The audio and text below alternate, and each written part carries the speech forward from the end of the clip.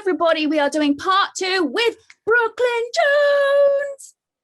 What's up, you guys? Part 2 in the building. Would you do it like this? Part 2, part 2, part 2. You know, I do like this usually, but I heard that in Japan, this is like giving the middle finger. So I In try to England, do it like this. It's giving the middle finger. Really? Oh, let's have a history lesson. Girls and boys, everybody in the world. When there was the Norman conquests in England, we would fight with archery, right? And what do you pull the bow back with? 2 fingers. 2 fingers. Look at that. So if you were captured,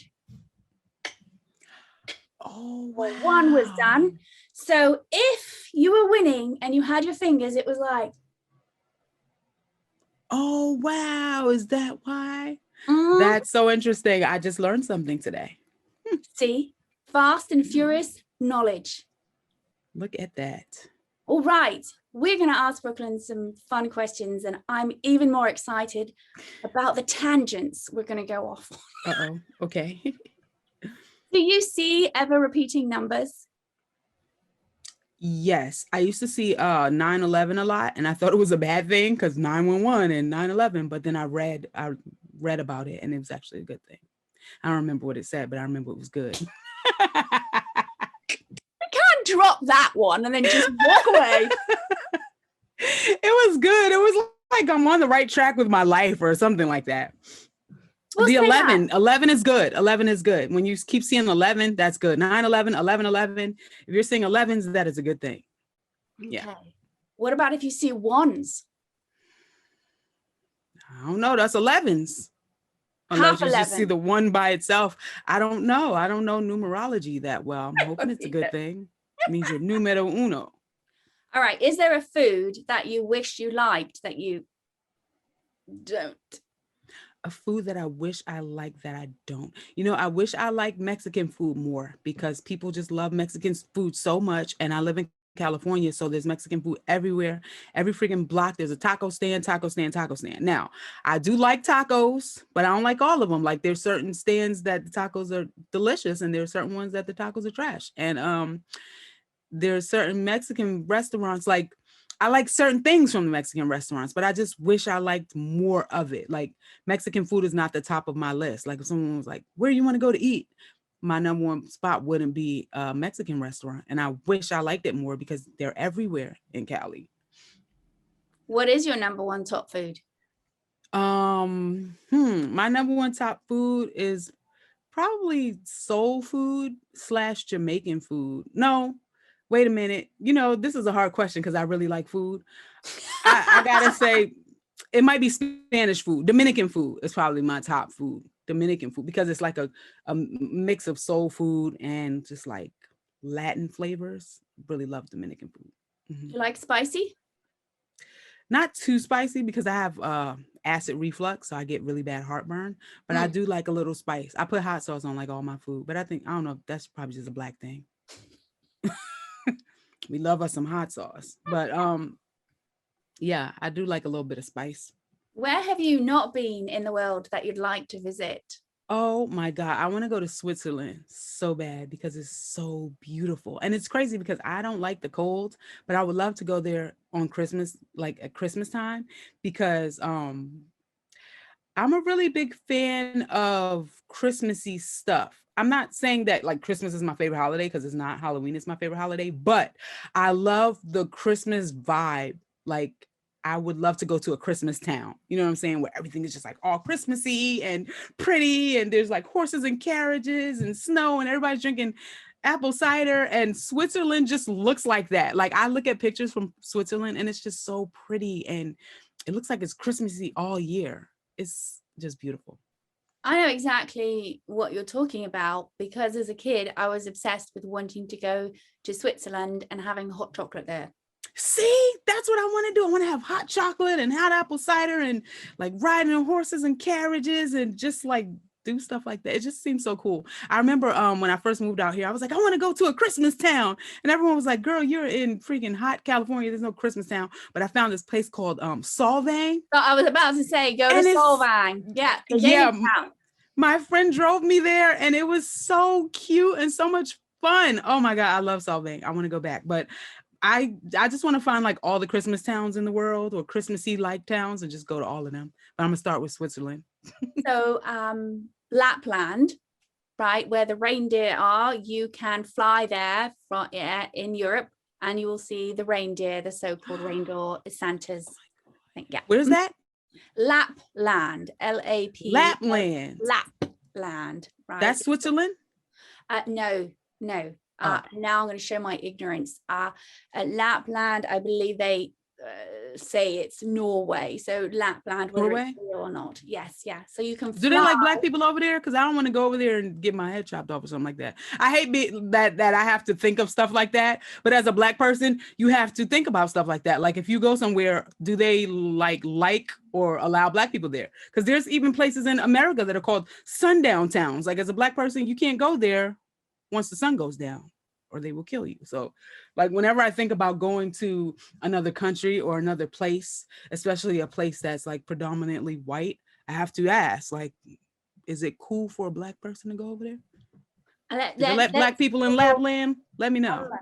Right now, most of the time, the way you find out is if you Google something. Okay. I want to go there. See if they see if they have any pictures of people that aren't white in their brochure.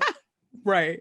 If it's not in the brochure, you can't go. I don't know if that's a rule of thumb though, because even in America, there's like brochures without black people in them, and just like they just started being more inclusive of black people because everything was just like white. But that doesn't mean that we're not allowed here. I mean, I don't know. Santa Claus Village, Rovaniemi, Lapland. Like this is kind of like what it looks. You can see like Switzerland. Yeah, like I'm gonna do some research before I go over there. Find out first, but I would love to you know, you could always it's so cold, everyone's wrapped up, you know, and no one would know. They're like, you don't know you're black, just put on your hat and your glasses and a mask. They'll never know. Mask and mittens. Hilarious. And mittens. Don't show your black hands. I'll just walk around like this. This side of my hand looks white. Hey, y'all. You know, I'm not going to say that. Anyway, all right, next question is... It's like I'm about to get canceled. Don't do it, girl. Don't do it. Okay, that will be on the X-rated drop with the Okay, here we go. Favorite phrase you like to say, and it doesn't have to be English. My favorite phrase that I like to say, or just like it. You're like, oh, that's cool. My favorite phrase is a phrase that my mom gave me. Who would you rather be mad, them or you? That's my favorite phrase because a lot of times, like, I'll find myself doing something that I don't really want to do because I'm trying to appease somebody else. But then afterwards, I'm mad that I did it or had to do it. So my mom always tells me, like, don't do anything that you don't want to do because somebody's going to be mad at you. Because if you do it, you're going to be mad. If you don't do it, they're going to be mad. Who would you rather be mad, them or you? And I'm like, hey, I'd rather them be mad. I don't want to spend my life upset. So I try not to do anything that makes me uncomfortable or that I really don't want to do just to appease someone else, make myself uncomfortable for someone else's comfort. So yeah, that's a phrase that I live by. Who would I rather be mad, them or me? I assess that and then I move forward based off that. And that's why you get cut off on Instagram. Yes, because I'd rather them be mad than me. That's why they kicked me off Instagram. All right, what about nicknames? Were you called any nicknames? Oh my God, I have so many nicknames. But you know what? When you have a lot of nicknames, that means people love you. People give you nicknames when they love you, when they feel comfortable with you, when they've gotten to know you enough that they feel like you deserve a nickname. So Actually, Brooklyn is a nickname. That's not my real name. My name is Brooklyn because I have a strong Brooklyn accent. It's a little softer now because I moved out here. But when I first got here, my accent was really strong. We have our own accent to the point where even when we're in New York, our accent is separate from the other boroughs. Like we have our own accent. So people would forget my name and they call me Brooklyn. So it became my nickname and then it became my stage name. My family calls me Nene. So all my cousins and aunties, my nickname within my family is Nene. And then I live in Los Angeles now. And like we said earlier, I was on the Flex and Shanice show. But besides being on TV with them, they're like family to me. Like I've known Shanice since I was like 13. So they're my family in California. Like I'll go to their house on Thanksgiving and I spend a lot of time with them. Like I changed their children's diapers. So like we're literally family.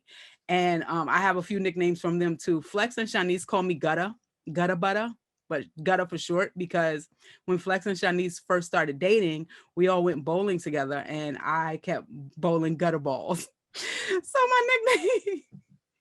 my nickname became Gutta. They're like, yo, Gutta. So that's my nickname with them. And then Shanice's cousin Ruba, he and I are really close. Like we're like cousins. We tell each other everything. We talk all the time. And for some reason, we were in Walmart one day and we walked past the Shabani yogurt. And he's like, hey, Shabani, that sounds like a person's name. He starts calling me Shabani. So my nickname to him is Shabani. And then Shanice's kids heard him call me that. Now they call me Shabani. So literally, when we talk to each other, they call me Shabani and I answer to it like it's my name. And do you guys hang out and eat Greek yogurt together? We hang out and eat whatever's presented to us, but it's so funny. Yeah, like literally my nickname has been Shabani for at least 6 years. Yeah, I have a lot of nicknames, man. It's weird. And I answer to all of them. Oh, my mom calls me Sweet Pea. That's my other nickname. Sweet Pea's. Everybody, I guess everybody's mom calls him Sweet Pea. Yeah. And my nephew calls me Auntie Nene. Auntie Nene. Auntie Nene. Shabani, Sweet Pea, and Gutta, not because your mind lives there. Not because my mind lives there, just the balls that I bowl. Well, we're going to put a pin in that one. Thank you so much for being here. Everybody put down in the comments, we want to have Brooklyn back. I know I want to have her back, but I want all your questions of what we're going to ask her next, because it's a fabulous tangent that we get to go on while also bringing up some deep awareness at the same time. So don't forget to like and subscribe. Everybody put your notes in and we'll see you soon. Thank you guys. Bye.